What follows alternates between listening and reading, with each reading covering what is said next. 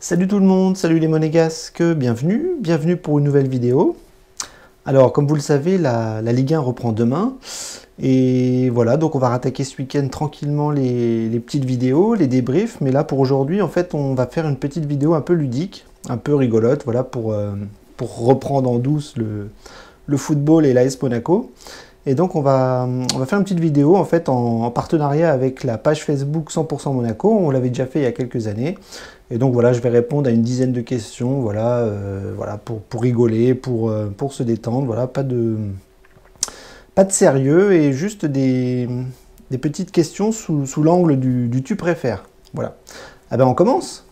Question numéro 1.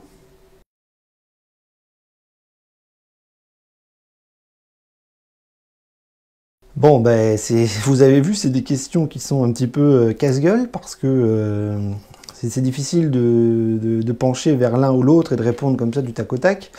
Mais entre le 4-4-2 et le 4-3-3, il y a deux mondes différents, entre Kovac et Jardim aussi.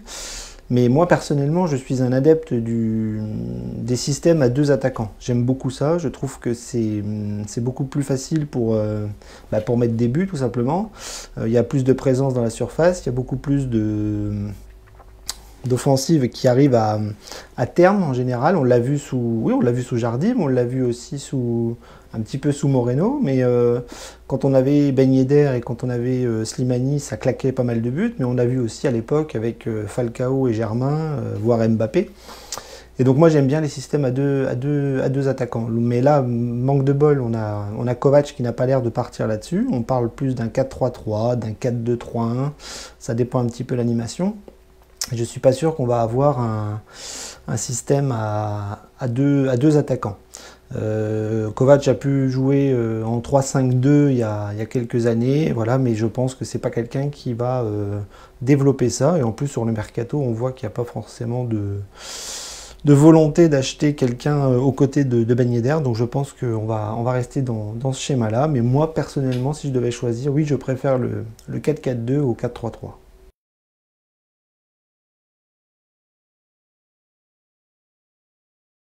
Bon, ben, la réponse, elle est simple, hein. Oui, bien sûr, je préfère me faire troller comme tu dis sur toute la saison et finir dans le top 3 que d'être tranquille sur les réseaux sociaux et finir à la 4e, la 5e, voire la 6e place. Non, non, non, moi j'en ai rien à faire de mon compte Twitter, j'en ai rien à faire de me faire insulter, j'en ai rien à me faire de me faire troller, j'en ai rien à faire de ce qui peut être dit par certaines personnes. Non, non, non, non, non, c'est le top 3.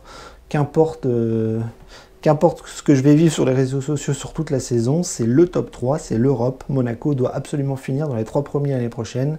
Ça, c'est clair, net et précis.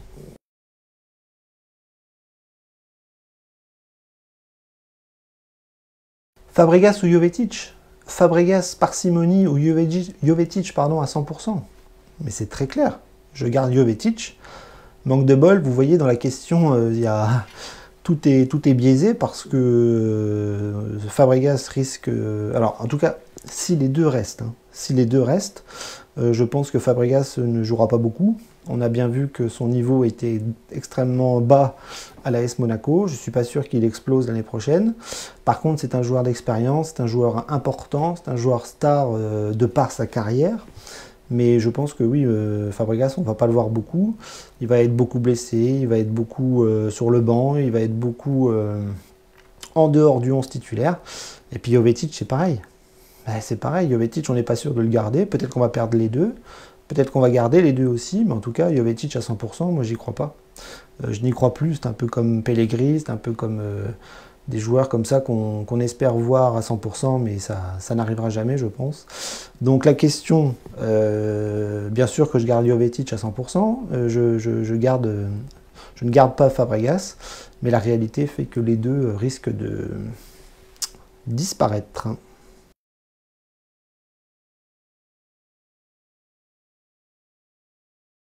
Ben pour demain, la Ligue des Champions, très honnêtement, je suis ni pour le PSG ni pour le Bayern Munich, hein. Alors, Je sais qu'en France, c'est important de dire que les clubs français qui vont loin en Coupe d'Europe, en Ligue des Champions, c'est important, que les clubs français gagnent des Coupes d'Europe, c'est important. C'est vrai. Ça, il n'y a pas de souci là-dessus. Mais très honnêtement, je ne suis pas supporter du Paris Saint-Germain, je ne suis pas supporter du Bayern Munich. Donc demain, moi, je veux un grand match de foot, je veux du spectacle, je veux des buts.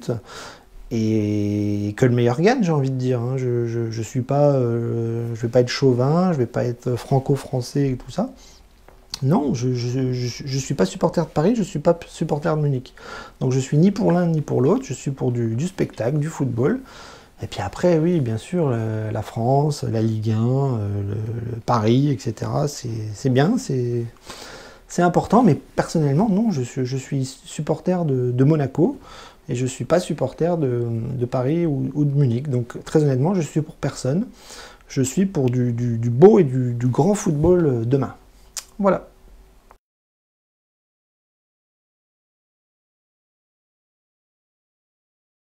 Alors c'est une belle question parce que sur les réseaux sociaux, on en parle souvent de ça, notamment par rapport à l'épopée, surtout 2016-2017. Mais bon, dans un grand fantasme comme ça, si on pouvait faire revenir un joueur de l'épopée 2003-2004, il est évident que je prendrais Morientes. Morientes m'a beaucoup marqué, Morientes a marqué l'AS Monaco. Morientes a vécu un truc de fou avec le club et il est resté dans nos cœurs, il est resté dans l'histoire, il est resté dans l'histoire du football aussi en général. Donc s'il y en a un que je ferais revenir à l'AS Monaco aujourd'hui, c'est bien sûr l'Espagnol, Morientes. Et évidemment, si aujourd'hui, là on est un petit peu plus dans le réel, si je devais faire revenir un joueur de l'épopée 2016-2017, il est évident que je ferais revenir Bernardo Silva. C'est quelqu'un que j'ai beaucoup aimé. Lui aussi, il est resté, je pense, dans le cœur des supporters monégasques. Il est resté dans l'histoire du club aussi, parce qu'il a été champion de France, parce qu'il a été un excellent joueur, et en plus de ça, c'est un être humain qui a l'air délicieux, qui a l'air gentil, bien élevé, intelligent, et pour moi, il incarne tout ce qu'un footballeur professionnel doit incarner aujourd'hui. À Manchester City, j'ai l'impression qu'il joue pas beaucoup, il joue pas assez en tout cas, par rapport au talent qu'il a. Et je pense que s'il doit partir de Manchester City, il finira dans un autre très très grand club européen, et ce ne sera pas Monaco, bien sûr. Mais si dans un rêve absolu, je devais en faire revenir un, ça serait Bernardo Silva. Donc voilà, Morientes pour l'époque, et Bernardo Silva pour aujourd'hui.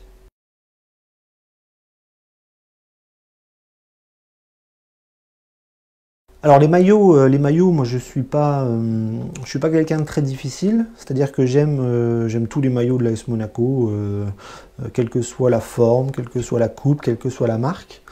Et honnêtement, ceux de l'année dernière, je les aimais beaucoup. Ceux de cette année, je les aime beaucoup. Alors si on devait en choisir un, très honnêtement, je pense que celui de cette année est beaucoup plus sobre et beaucoup plus simple. Celui de l'année dernière était beaucoup plus sophistiqué et j'aimais bien celui de l'année dernière. C'est-à-dire que, bon, la diagonale n'était pas top, mais j'aimais bien le côté un petit peu créatif avec les losanges, tout ça. Enfin, c'était aussi le premier maillot sur les épaules de Ben Yedder. Donc j'aimais bien celui de l'année dernière, mais celui de cette année est très très joli aussi. Il est beaucoup plus simple, beaucoup plus sobre. Et en plus, moi, Kappa, c'est ma marque préférée. C'est-à-dire que quand j'étais enfant, j'avais beaucoup de maillots Kappa. Moi, je me souviens, j'avais le Betis de Séville, j'avais enfin, voilà, j'en avais pas mal. Et donc, j'ai toujours aimé cette marque Kappa. Donc, je suis très content que Monaco soit sous Kappa. Donc, que ce soit celui de l'année dernière ou celui de cette année, voilà, je les aime tous les deux. Mais le côté sophistiqué de l'année dernière me plaisait bien. Voilà.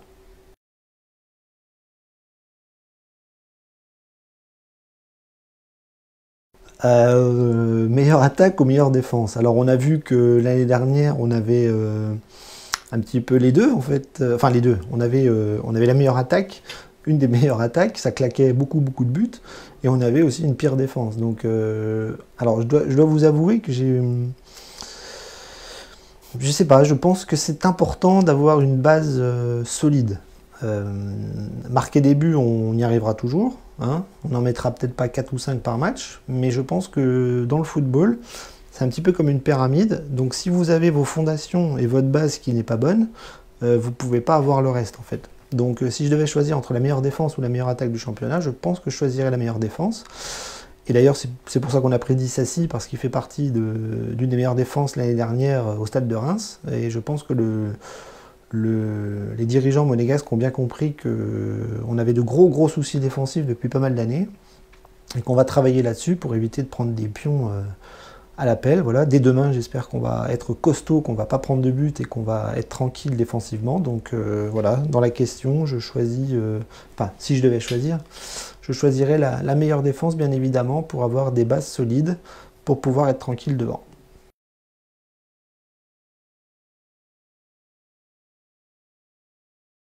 Alors, on l'a vu hier, j'ai regardé le premier match de Ligue 1 Bordeaux-Nantes, et on a vu que le rythme était extrêmement faible, c'est-à-dire on avait l'impression de voir un match amical ou un match de préparation. On sait qu'avec le Covid, on a eu des gros soucis de préparation pour tous les clubs. Hein. Monaco ne déroge pas à l'appel. Voilà, on a eu des matchs amicaux qui ont sauté. On a des joueurs qui ont été positifs. Il y en a qui le sont encore aujourd'hui. Donc on a bien vu que le rythme était difficile. Donc la question, est-ce que je préfère gagner demain en jouant mal ou faire un match nul en jouant bien? Ben, j'ai envie de vous dire, je préfère gagner.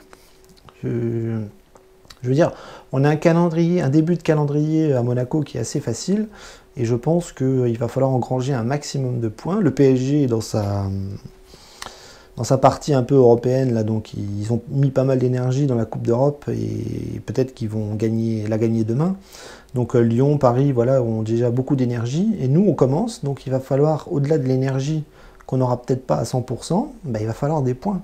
Donc moi j'ai envie de vous dire, si on joue mal demain, à la rigueur c'est pas très grave s'il y a les 3 points au bout, parce que on va devoir voir une progression, on va devoir voir une évolution dans le rythme, dans le jeu, dans la philosophie que va mettre Kovac, dans l'osmose qu'il va falloir mettre dans ce nouveau 11, parce qu'on a vu dans la prépa, on avait un 11 qui se dégageait. Donc voilà, tout ça, ça va pas se mettre en place dès demain, ça va pas se mettre en place tout de suite, et donc on va attendre.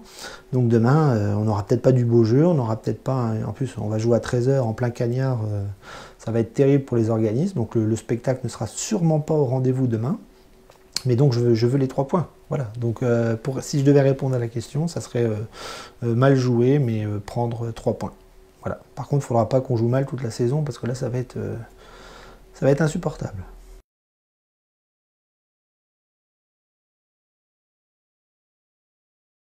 Bon, bah alors ça, c'est une question qui est assez facile à répondre. Hein. Moi, je ne fais pas des vidéos pour avoir un maximum de vues, encore moins pour être rémunéré. Je ne fais pas du tout ça pour l'argent, loin de là. Non, moi je préfère avoir beaucoup de vues, mais de la part de gens qui aiment Monaco. Voilà, tout simplement. Moi, je me suis lancé dans YouTube, c'est exactement comme la même chose que sur Twitter, Facebook ou les autres réseaux sociaux. Pour moi, YouTube, c'est un réseau social qui permet de partager en fait avec les supporters. Et donc, le nombre de vues, me faire critiquer par tout le monde, non, je m'en fiche. Je m'en fiche. Moi, j'aime bien quand la critique, elle est constructive et qu'elle n'est pas agressive. Je discute avec plein de gens qui ne sont pas d'accord avec moi. Et je pense que c'est tout à fait normal. C'est le principe d'une communauté. C'est vivre en communauté. Là, c'est une communauté monégasque, une communauté de supporters.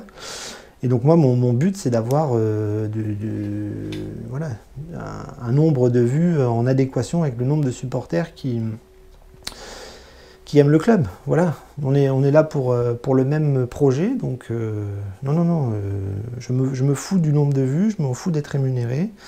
Moi, ce que je veux, c'est que les supporters puissent partager avec moi et qu'ils puissent partager ensemble pour parler de l'AS Monaco.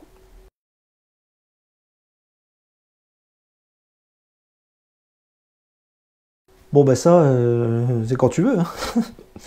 Quand tu veux, matin, après-midi, soir, je m'en fiche. C'est en fonction de tes disponibilités. Voilà. Bah écoute, merci à toi. Petite page 100% Monaco Facebook. Voilà, j'espère que j'ai répondu aux questions. Voilà, c'était rigolo, c'était pas prise de tête. Et puis en attendant, bah, je vous dis bah, à demain. À demain, parce que là, demain, on rentre dans le dur, on rentre dans la reprise de la Ligue 1, on rentre dans le match avec des points à prendre pour Monaco. Et surtout, voir un petit peu la nouvelle philosophie et le nouveau jeu de Kovac qui, on l'espère, sera positif, sera marqué de victoire et sera surtout bien lisible sur le terrain demain à 13 h au Stade Louis II. Salut!